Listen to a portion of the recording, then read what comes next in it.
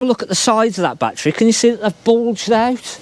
That's just, I think that was more. Whoa! Jesus Christ! I think that's a fridge. So it's our Sunday video, and we're over at Gailey. So we're going to have a look at what has come in, what's new, what we've not seen before, and then we're going to probably go to Garden Village. We've got some tips coming up. So we've sort of gone back a bit old schooly for the Friday video of what we used to do. So if you didn't see that, that's popping up now. Lovely little Deathless, it is Deathless, isn't it? Yeah, Deathless Sunlight T64, I believe it is. And it is under 3.5 tonne, just over 17,000 miles, 6.83 metres. So a nice little motorhome. Got our electric step. We've done a thing on the electric steps on Friday's videos. But as we come in, we've got our front lounge, so our seating to the front here. We've got 4 belted seats in this, so this is a proper 4-berth. Obviously 2 seats at the front. We've got the air conditioning, the cruise control in there as well, so that's pretty nice. Got our fixed bed, and then a nice little kitchen area, and our sink.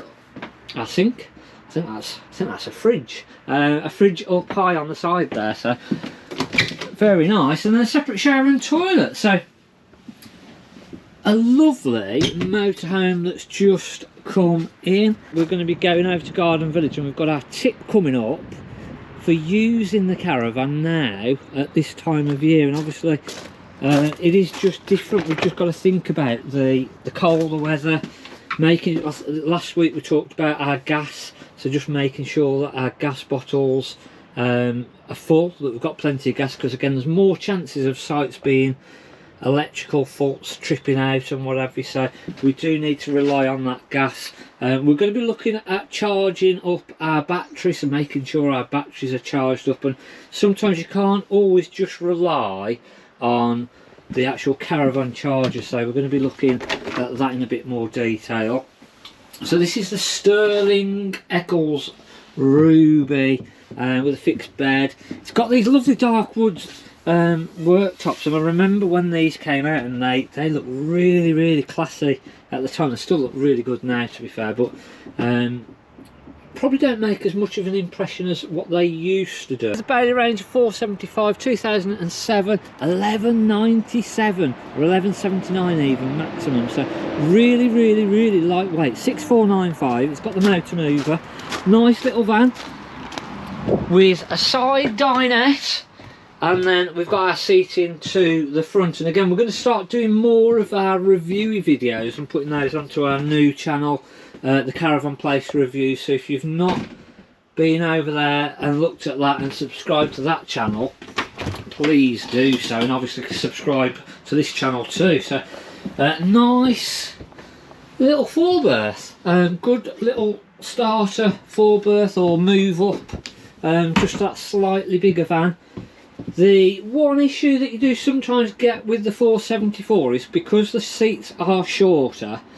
If it is a case that you don't need the shorter van and you can go a bit longer, I would suggest going for a slightly longer van to get the front seats just that little bit longer, because the issue that you do have with these is that you can't lie out during the day, which obviously if you're restricted on space, you've got to have that. You're not going to get this layout.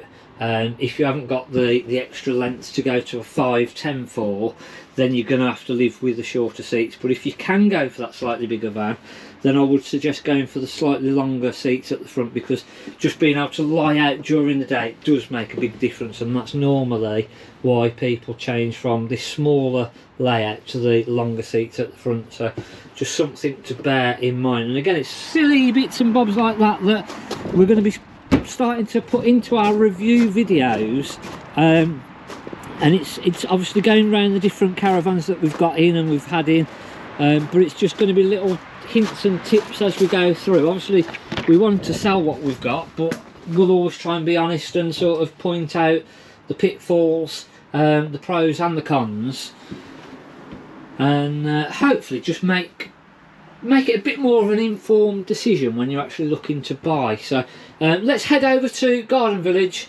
see what is going on over there. It's going to be the tips of a Sunday, so we've got a nice tip which is going to be aimed at sort of using the caravan through the winter now, getting the caravan or the motorhome ready.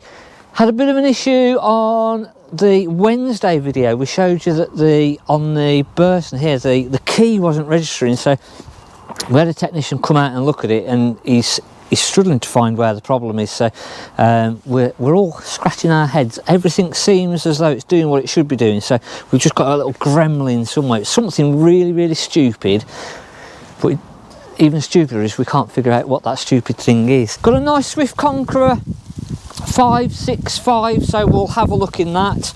We'd said about different things for the winter.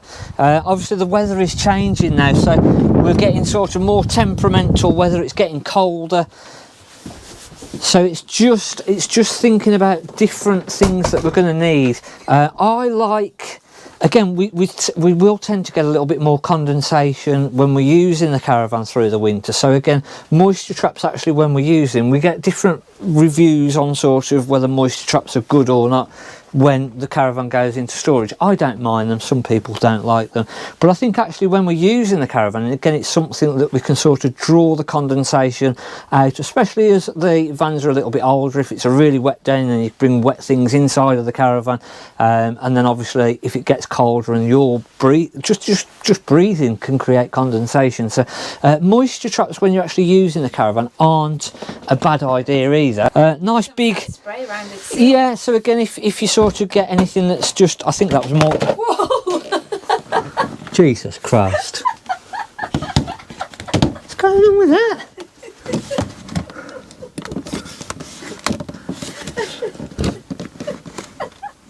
So again, it's nice to do our little checks through. I don't know whether the door has just dropped very slightly, which is, I think it has, yeah. So we've got little hinges top and bottom, and we've normally got a couple of little packers out, and the door has just dropped very slightly, which is what's causing our issue there, which is hence why it came off as well, because it's dropped down slightly. So again, just going through the caravan, obviously when we've got stuff on sale, we have people coming in and out all the time, opening things up and down, so again we have to end up going through doing our own little checks again. Things like that I end up breaking, unfortunately. So I'm glad it happened to me, not to a customer. Got knocked out by the fridge. Nice washroom at the back here. So again, separate shower and toilet at the back. Nice van, other than the attacking fridge door. So we just need to alter that. And again, as I was saying, the moisture traps as you're using it, it might be that you're going to end up using the gas, and again, just using, if you've got normal heating and you haven't got the sort of wet central heating, the gas system will create a little bit more condensation as you cook, and you're actually using the utensils within the caravan on the gas. Again, that can just create more of the condensation. When our weather starts to drop now and we start to get colder, he's got another PDI that he's doing at the minute on a sold one. We will find that our batteries won't be as or they're not going to perform as well as that they normally will do. So what we're going to be looking at this week is making sure our battery, our leisure battery, is in good condition. And again, even on the motorhomes, we've said it before about running the engine battery side of it and just making sure that's topped up again, because it is going to, as we get this colder weather coming in now, it's just going to affect that battery, and it's going to last less long, but it's not going to last as long as it normally would have done. So if you're using a motor mover on your caravan, etc., again, it's a really good idea to actually make sure before you go to use it that the battery's had a good charge. Solar panels, we can't really rely on this year, because at this time of year, because we're not going to get as much sunshine, so it's not going to put as much power back into that leisure battery. So again, it's just bearing that in mind. If we've not been to the caravan for a couple of weeks, it might just be a good job or a good idea to sort of check on your leisure battery a good few days before you're going to actually use the caravan, and then take it off, give it a good charge, and then put back on. And what we tend to see this time of year, more so than ever, is problems with the leisure batteries, and I'll show you one of the leisure battery issues that we do come across. So it's not, if you have a look at the sides of that battery, can you see that they've bulged out? So it's not that the battery's been eating too many mince pies, it's literally that it's been overcharged, and then we've got a cell within the battery that has degraded, and then as it's charged up it's just expanding, it's blown up. So it's like when you've been on a good holiday and you've been eating too much.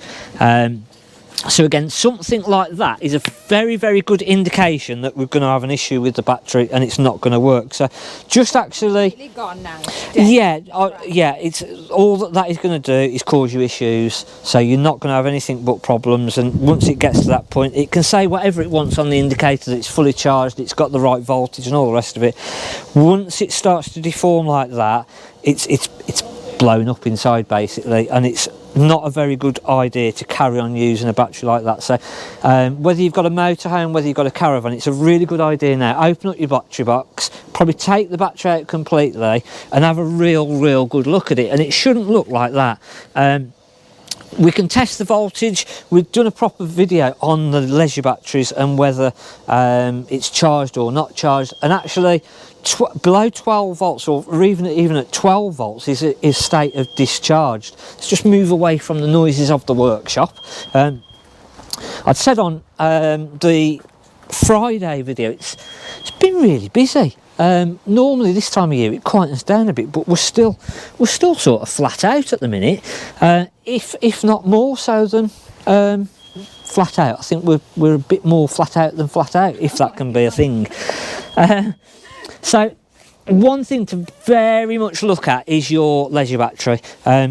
If you're doing on your voltmeter, again, not all voltmeters are dead accurate. So if we start dropping below sort of down towards that 12 volts, we really need to take the battery off and give it a good proper charge, because unless we can plug in and leave it on for a good couple of days, you're not going to get the power back into that battery. Solar panels then, once we drop to around about 12 volts, are going to struggle this time of year now to get that battery back charged up. So it's the time to take it off. Have a good look. If we've got anything like that, just get a new one. It's not worth mucking about at. If you're not going to use the Caravan till next year, wait till next year, because all that you're going to do is put a new battery onto the Caravan and it's probably going to run flat. So unless your alarm runs off and it's reliant on the leisure battery, leave it till next year. If you are using a Caravan over the winter, obviously that's something that we need to make sure that is working well, because if we have an issue with our leisure battery while we're away, it's just going to be a bit more difficult. Obviously the lights or the nights are drawing in now. The nights are drawing in now, so if you do have issues, it's not quite as easy as sort of when we're through the summer and we've got longer nights, earlier mornings with more sunshine and whatever. It's just more of a pain, and you don't feel like doing anything. If you're going away especially, you don't feel like then I've got to go and find another leisure battery from somewhere else and mucking about. And so pre-planning, that is our thing. Smoke alarms. So again, you can hear the battery in our smoke alarm on this one chirping away. So something else that we want to make sure that because we're going to be potentially using more heating, more gas in the Caravan, etc., a smoke alarm is something that we're going to want to double check that battery. There's a little test button on there, so you can hold the test button in and make sure that's working, and there'll be a date on there in general. So when we twist this off, there's normally a little sticker on there that actually tells us what the date is. We've got a fitted date on this one of March 2023. So in this one, it's just, we've got a bit of a beeping, so it's going to be that battery is going to need replacing sooner rather than later. But again, we definitely want to make sure that our smoke alarm is working, and also then have a quick check on your carbon monoxide alarm. They've normally got a test button, but again, just make sure that it's all in date, that it's fairly new, and your battery is good on your carbon monoxide alarm again, because if we do end up going away and then using our gas on the fridges, the heating, etc., it's something that we need to be working within the Caravan, and it's just could potentially save our lives or somebody else's life. So make sure that they're really good things to make sure that they're working now and that they're doing it as they should do, and it's the time, as I say, because of the colder weather, it's going to affect the batteries within things like that a little bit more. And also you don't want to sit here of an evening and have listening to the beep, yeah, and then the problem is that you sort of go, oh, take the bloody battery out of that, and that is then just going to create more problems. So this is the time now, if you're thinking about using it over winter, let's get our batteries replaced, check the leisure battery, and it's just going to keep us in good stead then for over this winter period, and make sure that we're doing what we should be doing and we're not going to cause ourselves a load of problems. Nice little Bailey Olympus 462 2010, this one. And again, this has got your sort of your Truma gas fire, which a lot of the newer ones, they've got the combi boilers, so you can't really see the boiler as such. The heat on these comes out of the front, so if you're using it on the gas, again, it's a little bit easier to sort of smell problems and things like that on this type of heater, whereas your combi boilers, it's a little bit more difficult to actually see whether there's an issue on that with the gas and whatever. So that's where your carbon monoxide monitors are really going to come into play. Little part exchange, it's 5995. It's sold as it is. I don't think there was any real issues with this. It's just a bit older, so there's a couple of little marks here and there on the worktop. It just needs a good going through. Again, we'll get a chance now to give this a good clean through. I think they've already checked, make sure that it's all working, but a good little family van at the right sort of money. So that makes into a little dinette, and then so it'll make into a bed, and then a fold-up bunk bed, and then at the back we've got a nice big washroom with separate shower and toilet. Massive washroom that is, isn't it? Yeah, nice van, isn't it? Another one similar to that layout, and then we've got the little freestyle, which is same sort of layout. This is 8995, a 2009. Really clean and tidy again on the inside on this. It's been really well looked after. So again, I've got our seating at the front, which makes into a double bed. Can be used as two singles because it's got a good length on it. And then our side dinette exactly the same, so that makes into a bed, and we've got the bunk bed that comes up above, and then we've got a nice washroom at the back, very similar to that Avondale, and we've got the electric ring. Massive. Yeah, loads of room. So again, it's like the motorhome that we've had issues with. Just silly things can sort of crop up this time of year. So if you've got your caravan in storage, it's a good idea just to nip down, just run all your lighting through. If you can run your systems through, pop your gas on, give it a run through, and just check every couple of months. Make sure that everything is doing what it should be doing. If you need to take that battery off, as I say, take it off and give it a real good charge, because as we drop below 12 volts, it's starting to really damage that battery, and then we're going to start getting a bit of a bulge on the sides like that little one that we showed you earlier. So we can save ourselves quite a lot of money now by sort of just doing little maintenance-y things and just making sure things like that aren't going to cause us a problem either using the van now or for next year.